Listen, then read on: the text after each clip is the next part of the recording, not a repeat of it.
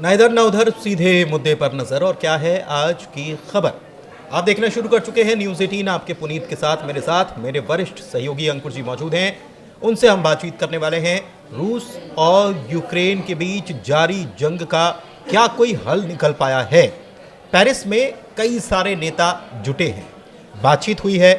America की तरफ से जो बयान आया है वो बहुत चौंकाता है और इस बात पर संदेह भी पैदा करता है कि क्या अमेरिका आने वाले वक्त में रूस और यूक्रेन के बीच जारी युद्ध में कोई भूमिका निभाता नजर आएगा या खुद को अलग करने वाला है। इसी को लेकर अंकुर जी से बातचीत करते हैं। अंकुर जी, क्या खबर आ रही है? देखिए, अमेरिका के जो विदेश मंत्री हैं मार्को रूबियो ने एक तरह से फ्रस्ट्रेशन वाला एक बयान दिया है। और जो बयान है बिल्कुल ऐसा लगता है कि जैसे अमेरिका फ्रस्ट्रेट हो चुका है। उन्होंने कहा कि अगर आप बातचीत नहीं करेंगे, यानी कि कोई हल नहीं निकालेंगे, then we are going to back out from this negotiation, यानी कि हम इस बातचीत से अमेरिका बाहर आ जाएगा और उसके बाद आपको जो कुछ करना है, लड़ना है, एक दूसरे को तबाह करना है, आप करते रहिए, फिर उसमें अमेरिका की कोई भूमिका नहीं होगी। ये मार्को रूबियो का बयान है। अब ये क्यों हुआ है? क्योंकि 2-3 चीज़ों पे स्टैंड ऑफ है। बेसिकली रशिया ने जो 4 इलाके कब्जाए हैं, यूक्रेन चाहता है कि वो उसे वापस मिले। रशिया कहता है ये अब इलाका मेरे हिस्से हैं और भूल जाओ। तो एक मुद्दा पेच यहाँ पे है।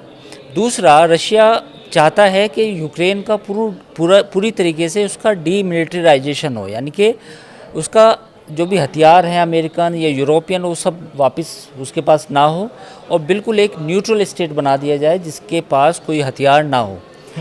उस पर यूक्रेन का कहना ये है कि हमें सिक्योरिटी की गारंटी चाहिए।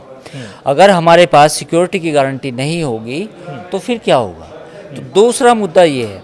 अब तीसरा मुद्दा ये है कि रीबिल्डिंग जो प्रोसेस है यूक्रेन का, उसमें यूक्रेन ने कहा है कि हमें रीबिल्डिंग के लिए मदद की ज़रूरत चाहिए, पैसे चाहिए और ये पैसे रूस भी दे, अमेरिका भी दे, सारी दुनिया दे। अमेरिका का कहना ये है कि आपको और पैसे नहीं मिलेंगे, रीबिल्डिंग के लिए आपको हमारे साथ मिनरल का जो एग्रीमेंट है उसका शेयर साइन करना पड़ेगा। तो मुख्यतः 3-4 बातें हैं जिन पे अभी स्टैंड ऑफ कायम है। लेकिन एक चीज़ है कि डोनाल्ड ट्रंप जब आ रहे थे तो उन्होंने कहा था कि मैं तो बहुत जल्दी इसको मसले को हल करवा दूंगा। 100 दिन का उन्होंने टारगेट भी रख लिया था कि 100 दिन में बहुत सारे मसले हल करवाना है, चाहे वो इज़राइल हो, हमास हो, ईरान हो, और भी मसले हों। और इसमें ये भी टारगेट था। 100 दिन करीब आने वाले हैं और अब जब 100 दिन करीब होने वाले हैं तब ये अमेरिका की तरफ से बैक ऑफ होना या पीछे कदम खींचने वाली बात ये हजम नहीं हो रही है। ये क्या अमेरिका ने मान लिया है कि हम इसको नहीं हल कर पाएंगे? देखिए, अब ये कॉम्प्लेक्स मैटर है मेरे हिसाब से, क्योंकि अमेरिका चाहता है कि रशिया उनके प्रेशर में आ जाएगा, जो बिल्कुल नहीं आ रहा।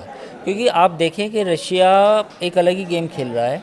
मिडिल ईस्ट में जो तनाव है ईरान को लेके और हमास को लेके और जो बाकी टर्की इजराइल से लड़ने को तैयार बैठा है, इसमें पुतिन जो है अपना वेट दिखा रहे हैं, वज़न दिखा रहे हैं। तो मुझे लगता है कि जब तक ये मिडिल ईस्ट का मामला नहीं सुलझेगा तब तक रशिया यूक्रेन वॉर भी नहीं सुलझेगी। नहीं, लेकिन ये कहना कि अगर ये ऐसे बातचीत नहीं होती है, कुल मिलाकर ये कह रहे हैं वो क्या कहेंगे? मतलब उनकी वही फ्रस्ट्रेशन है। हाँ, तो फ्रस्ट्रेशन है। लेकिन अगर कोई ये कहे कि ऐसे तो बातचीत नहीं हो पाएगी और अगर आपको ऐसा लगता है तो हम तो पीछे हटने के लिए तैयार हैं, तो दोनों पक्ष, खास तौर पर रूस तो ये कह सकता है कि हमने आपको ऑफर कब किया था, क्या वो बात करो।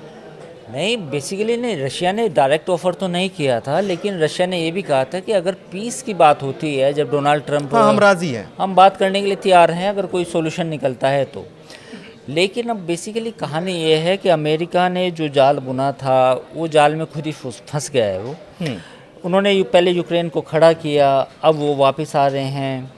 इस बीच में जो मिडिल ईस्ट वाला मसला है वो अपने आप में कॉम्प्लेक्स हो चुका है। तो वहाँ अमेरिका वहाँ भी फंसा है, इधर यूक्रेन में फंसा है और तीसरी तरफ टैरिफ वॉर में चाइना से फंसा है, क्योंकि चाइना भी पंगे ले रहा है। चाइना ने बेसिकली जो टैरिफ लगाए थे वापस, तो उससे यूएस से जो सामान आना था वो भी आने काफ़ी मुश्किलें हो रही हैं और काफ़ी जो ऑर्डर्स थे वो कैंसिल भी हुए हैं। तो चीन से अमेरिका को अलग लड़ना पड़ रहा है, इधर ईरान तैयार नहीं बैठा, तो ये चीज़ें सारी इतनी आपस में उलझ चुकी हैं कि अब ट्रम्प को भी समझ में नहीं आ रहा कि रशिया को कैसे हैंडल करे, क्योंकि रशिया एक साइड अमेरिका की बात नहीं मानता तो दूसरी साइड वो ईरान को भी एक तरह से सपोर्ट कर रहा है कि आप न्यूक्लियर डील करो लेकिन अपनी शर्तों पे करो। अपनी शर्तों पे करो, कहीं ऐसा ना हो कि आप कहीं साइन करके आ जाएं और वो, क्योंकि ये मतलब से सारी चीज़ें मिली हुई हैं।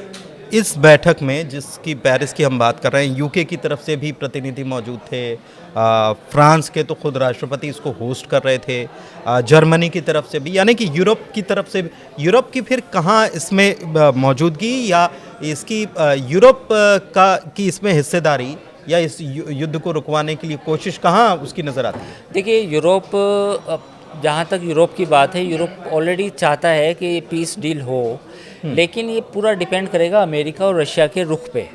जो स्टैंड ऑफ है, जैसे मैंने पहले आपको बताया कि रूस ये चाहता है कि यूक्रेन का पूरा डीमिलिटरीलाइजेशन हो, उसके पास कोई भी हथियार ना हो और वो यूरोप में मतलब उसके लिए भविष्य के लिए कोई खतरा ना हो। तीसरा मसला, वो जो इलाके हैं रशिया उन पर कब्जा छोड़ने के लिए बिल्कुल तैयार नहीं है। तो ये ऐसे बड़े मुद्दे हैं कि जिस पे लगता है कि अगले 6 महीने भी अगर इन पे बातचीत होगी तो भी सीज़ फायर नहीं होगा, क्योंकि आप ये देखिए कि एक तरफ बातचीत हो रही है तो दूसरी तरफ दोनों तरफ से बम बरसाए जा रहे हैं। मैं वही कह रहा हूँ कि इसमें अभी जो युद्ध की मौजूदा स्थिति है उसमें क्या रूस का अपर हैंड नज़र आ रहा है? नहीं, इसमें दो चीज़ें हैं। ये बहुत अच्छा सवाल है कि क्या 2024 के बाद रशिया को कुछ गेन कर पाया है इस युद्ध में, तो उसका जवाब है नहीं। 2024 के बाद रशिया अगर मतलब डेटा उठाए, मैंने ये सारा एनालाइज किया तो उसमें ये पता चला कि 2024 के ये जो ज़मीन कब्जाई है रूस ने, ये 2024 से पहले की है। 2024 के बाद यूक्रेन ने जो अमेरिका से सपोर्ट मिला, उस सपोर्ट के बदले जो रशियन आर्मी थी और जो उनकी वेपनरी थी उसको आगे नहीं बढ़ने दिया। तो ये बात तो तय है कि 2024 तक यूक्रेन ने रूस को वहीं रोक दिया जहाँ पे वो पहले था।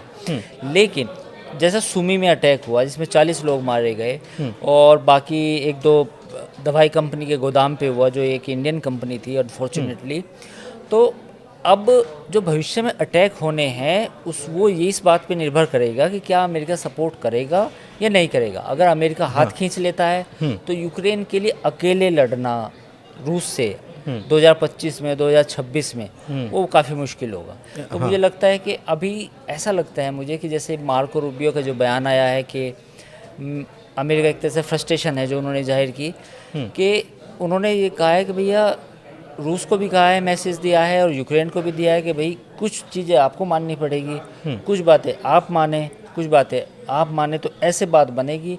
अगर आप दोनों अपने अपने मुद्दों पे अड़े रहे तो ये पीस डील होना नामुमकिन है। अच्छा, एक आखिरी सवाल मैं आपसे समझना चाह रहा हूँ ऋण को लेकर के। जब यूक्रेन के राष्ट्रपति डोनाल्ड ट्रंप से मिलने पहुँचे थे तो, और उसके बाद जब बातचीत चल रही थी तो अमेरिका ने कहा था कि हमने जो आपको मदद की है वो ऋण के तौर पर है, कर्ज के तौर पर है, आपको वो चुकाना पड़ेगा। अभी एक नया अपडेट ये आ रहा है कि अमेरिका कह रहा है कि नहीं, वो कर्ज नहीं है, आपको जो हम दे रहे हैं आप उसे ऐसा का ऐसा ही चुका दीजिए, उसमें ब्याज नहीं देना पड़ेगा। पहले 4% ब्याज की बात हो रही थी कि ब्याज चुकाना पड़ेगा, और अमेरिका इसे कह रहा है कि ये ऋण नहीं है। लेकिन ये भारत में तो किसानों को जैसे दिया जाता है ब्याज मुक्त ऋण, ये वही है।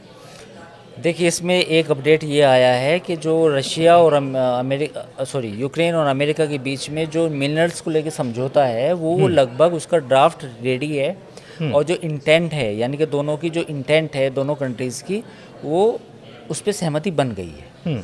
ये एक तरह से ब्रेकिंग न्यूज़ है कि जो मिनरल्स वाला समझौता है उस पर मोटी मोटी सहमति बन गई है, केवल सिग्नेचर होने बाकी है। तो ये तो फैसला हुआ ये। तो जो जिसकी आपने बात की, जो 250 बिलियन की बात हो रही है कि हमने इतना पैसा दिया, तो वो पैसे मुझे लगता है कि वो सारा पैसा जो एडजस्टमेंट होगा वो मिनरल्स में होगा। अच्छा। तो इस पे ये ब्रेकिंग न्यूज़ है इस वक्त की। जो तो ये ब्रेकिंग न्यूज़ जब आप दे रहे हैं, हाँ, उस बीच विटकॉफ या मार्को रूबियो की तरफ से जो बयान आया है, उनका ये कहना है कि हम पीछे हट जाएंगे। तो जब वो अमेरिका जाएंगे, ट्रंप से मिलेंगे, तो ट्रंप ये तो नहीं कह देंगे कि ये क्या बोल के आ गए? और वो तो एक अलग बात है, वो तो इस अनप्रिडिक्टेबल सवाल है। मेरे से आप इसका जवाब की बजाय आप ट्रंप से पूछें, क्योंकि वो अनप्रिडिक्टेबल। क्योंकि आज क्या हुआ कि आज जब वो मेलोनी ट्रंप के साथ वाइट हाउस में थी, तो वहाँ भी कुछ प्रेस ने कुछ ऐसे सवाल पूछे, तो उसका जवाब मेलोनी ने ट्रंप को बचाया। मतलब बेसिकली वो ट्रंप से पूछे गए थे कि आपने इनके बारे में ऐसा कुछ कहा था, तो फिर मेलोनी ने वो बात को घुमाया। तो ये तो असहज सवाल, असहज माहौल, ये तो मतलब ये तो ट्रंप का एक ट्रेडमार्क है, तो इसका जवाब नहीं दे सकता। ट्रंप की देन है। मार्को रूबियो उस दिन भी वो जब ऐसे बैठे थे तो ऐसे देख रहे थे कि मेरे साथ ये क्या हो रहा है बगल में, जब दोनों लड़ रहे थे यूक्रेन के प्रेसिडेंट और डोनाल्ड ट्रंप। तो होने को कुछ भी हो सकता है। एक तरफ मार्को रूबियो समझौता करके आए, पता चला कि ट्रंप उसको मना कर दे, खारिज कर दें कि ये बेकार है, ये कुछ नहीं है, इसमें कुछ दम नहीं है। तो वो ये तो ट्रंप स्टाइल है। वो ट्रंप स्टाइल है, वो तो दुनिया को अब सहना पड़ेगा अगले 3.5 साल। ठीक है, चलिए तो चर्चा को यहीं करते हैं समाप्त। उम्मीद करते हैं चर्चा पसंद आई होगी। कैसी लगी कमेंट करके ज़रूर बताइएगा। हमारे चैनल को लाइक कीजिए और सब्सक्राइब कीजिए। बहुत धन्यवाद, नमस्कार।